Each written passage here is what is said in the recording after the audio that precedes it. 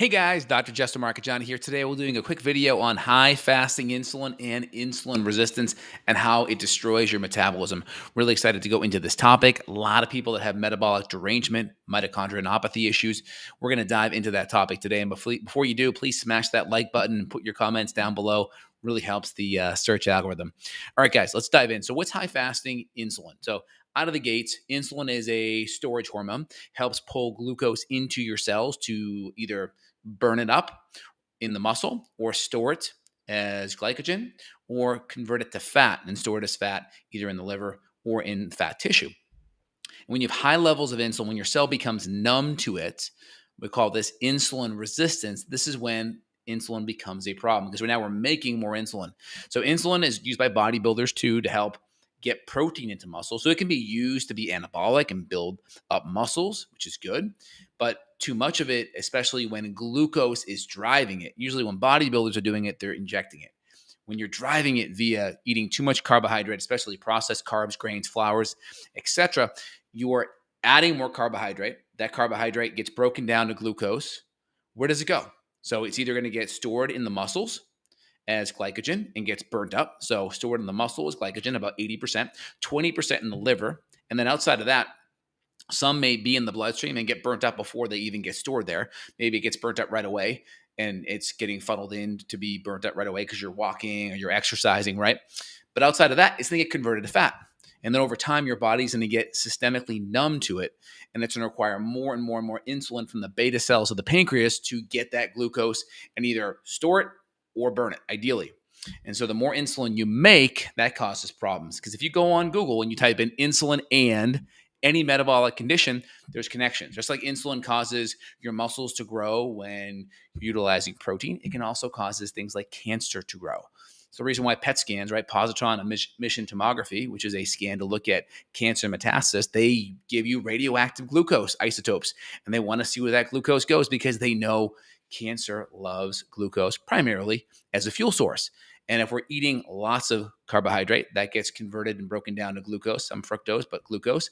And then that body has to then produce insulin to get it out of the bloodstream because high blood sugar levels are very damaging. If you go, over a couple hundred, you're going to start having organ damage to your eyes, to your vasculature system.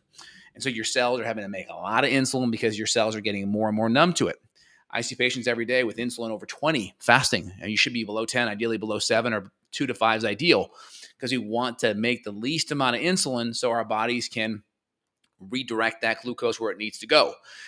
The lower amount of insulin, right? The less insulin we make, the better. Because we can go on Google right now. We can go punch in insulin and any condition. Let's just look at insulin and PCOS. There's a big connection with PCOS and insulin. Insulin and cancer connection. Pull some of these things up for you guys. PCOS and insulin. These are all big deals. PCOS and insulin. Number one cause of infertility in women, guess what? Is PCOS. Guess what the number one drug for treating PCOS is? It's typically going to be metformin or glucophage. So that's a real thing. That's the real deal. Okay, let me go pull this up for you guys. And you guys can see it live. I'm going to pull that up for you.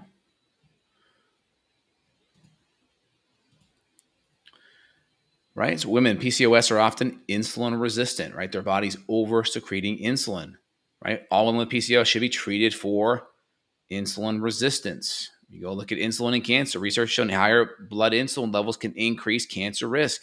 High insulin levels trigger rapid cell division and can cause cells to lose control of their DNA regulator genes, right? These genes control apoptosis, that is programmed cell death. The drug metformin and specific supplements such as fish oil, green tea can be used to help reduce insulin levels. This is powerful, right? Because if we look at metformin, what does it do? It decreases glucose absorption, and it also decreases gluconeogenesis, so your liver's not making any extra glucose. That's important. Now, some of the nutrients here are going to be B vitamins, alpha-lipoic acid, magnesium, chromium. Just a good multivitamin with vitamin E and vitamin A are all going to be very, very powerful things that we can utilize to help with blood sugar. Now, of course, the first thing is getting your carbohydrate in check because the more carbohydrate you have, your body has to make more insulin to get it out of the bloodstream. High glucose levels are very damaging. remember when I worked in a surgery center, I met a 28-year-old who was blind at 28 because his blood sugar levels were in the 800s. Now, this guy, I think, had type 1 diabetes, right? Uncontrolled. So he wasn't making the insulin to clear the bloodstream out. But that just shows you that's like on a severe side.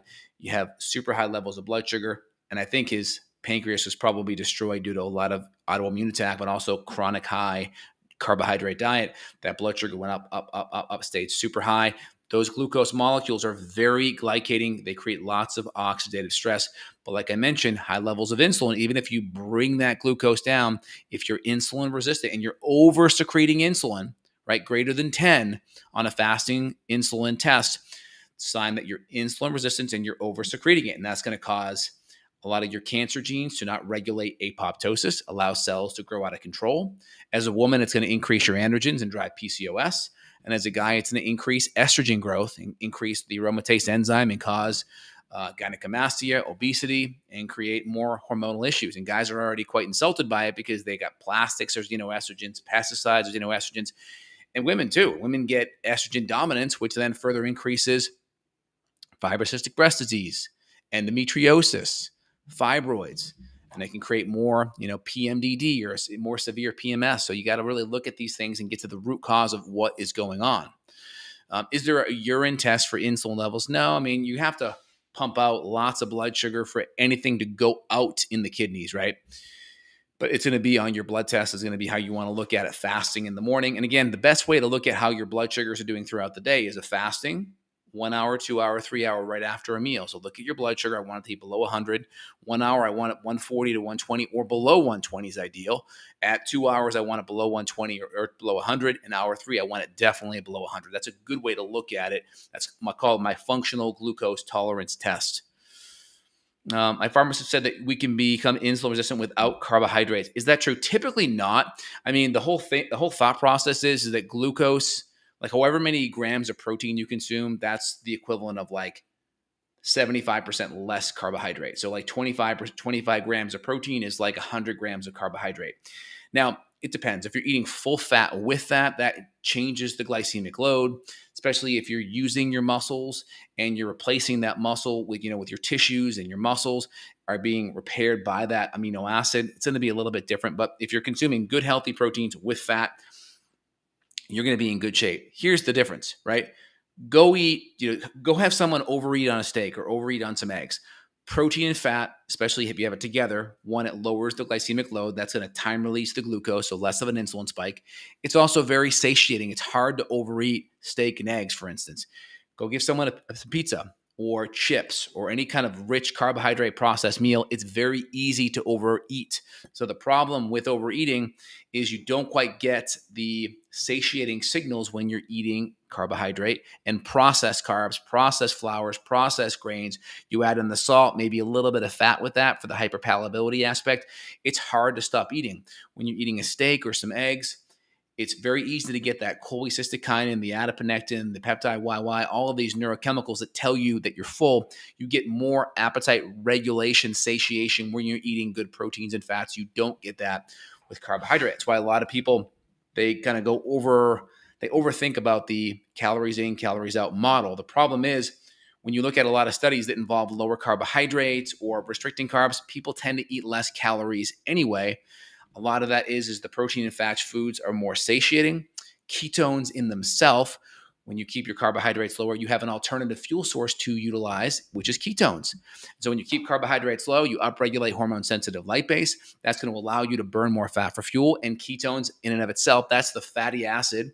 It's like you have the fatty acid, the glycerol backbone, and that's a fatty acid metabolite. You burn that for fuel. It's also very satiating. So it's easier to undereat or keep your calories in check. Not that that's your goal though, right? But your satiation is in check, so it's easier for you to undereat. Like the new glucogenic peptides, like Ozempic, for instance, part of how they work is they kill your appetite. They also work on killing some addictions as well. They're finding side effects on addictions, which is helpful, but who knows what else it's doing to your brain, but it's helping on the appetite regulation side.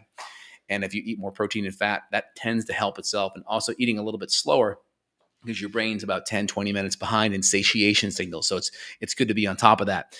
And you have this alternative fuel source called ketones and fatty acids that you can use when you're consuming glucose and you're eating lots of processed carbs, it's very easy to be stuck in this kind of loop of needing carbohydrates to eat, because it's like you're having a fire. And imagine these big logs are wet, but you have all this kindling and twigs that are in good shape and dry.